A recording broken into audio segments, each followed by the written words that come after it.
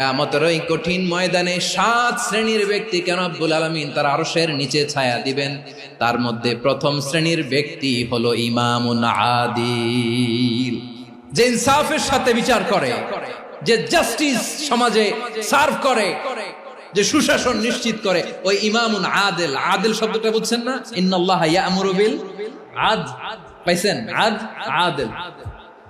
7 শ্রেণীর ব্যক্তিকে আল্লাহ তাআলা সুশীতল আরশের নিচে ছায়া দিবেন, যেদিন তার দেয়া ছায়া ছাড়া কোনো ছায়া থাকবে না।